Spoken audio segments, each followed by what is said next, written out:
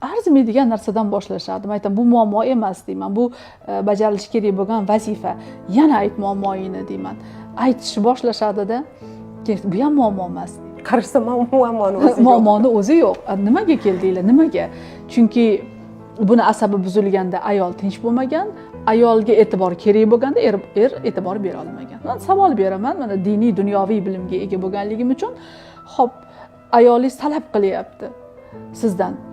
Keling shu diniy ko'radigan bo'lsak, qancha nafaqa ajratasiz ayolingizga desam, so'raganda beraman. Yo'q, so'raganda beramanni aytmang menga.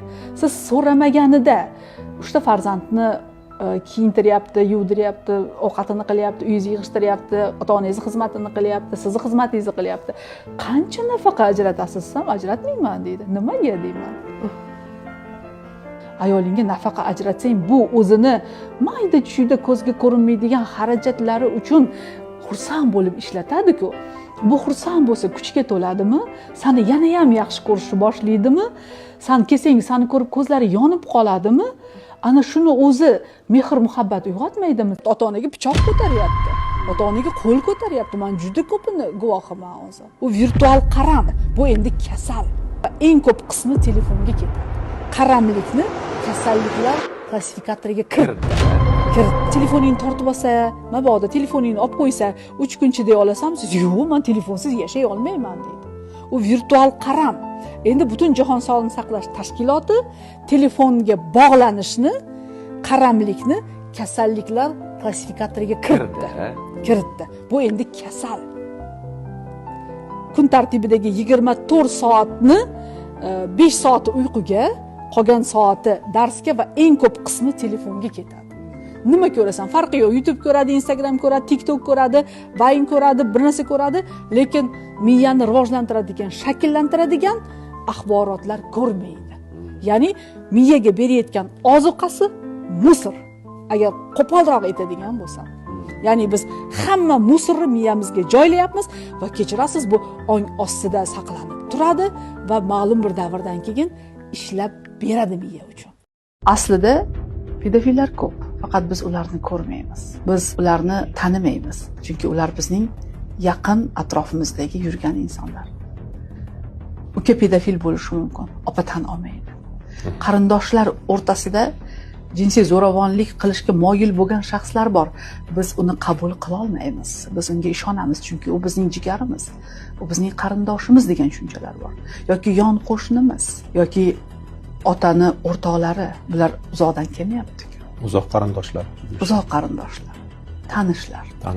Demak, biz mana shu jarayonda hammaga emas, farzandlarimiz taqdirini faqat o'zimizga ishonishimiz kerak, kelajagini taqdirini. Chunki juda ko'p jinsiy zo'ravonlik qurboni bo'lgan yigitlar bilan gaplashganimda, ularning ichida juda katta xafagarchiligi bor, alam bor, iztirob bor. To'g'ri, hammasi pedofil emas, lekin o'shalarning ichidan chiqadi shular. Ya'ni juda ham psixikasi kichkinaligidan dars ketgan bo'ladi. Chunki o'sha azobni u o'tkazdi boshidan. Uni hech kim himoya qilmadi. Ota-onasiga ayta olmaydi. Ota-onasiga aytishda ota-ona eshitmaydi bolasini-da. Mana shu holatlarda u sekin-sekinlik bilan o'ch olishga o'tadi. O'sha pedofillarni o'zi bilan shaxsan gaplashsangiz, bu masalalarga oydinlik kiritib berishadi. Ha, yillar davomida shu ichga yutilgan alamlar, psixikani kichik yoshidan boshlab dars ketishi, seksual xulq-atvorni buzilishiga yoki o'sha ruhiy kasalliklarga zamin hozirlab beradi. Shuning uchun aynan bu o'zidan o'zi pedofil bo'lib qolgan bo'lmaydi. Tagida juda katta sabablar bor. Va biz hammamiz buni bugun bilishimiz kerak. Ijtimoiy tarmoqlarda juda ko'p ko'rdik oxirgi paytda. Men qizil bayroqman degan qizlar ko'p. Shunday qanaqa fikrdasiz? Bo'ldi, men peshonamga bir urdim-ku. Ota-onasini sho'ri u qizil bayroqlar. Nega?